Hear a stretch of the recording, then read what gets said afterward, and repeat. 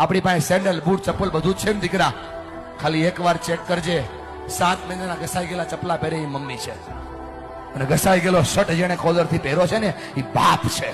તમને ફરક પડે કે ના પડે, એમને ફરક પડે છે.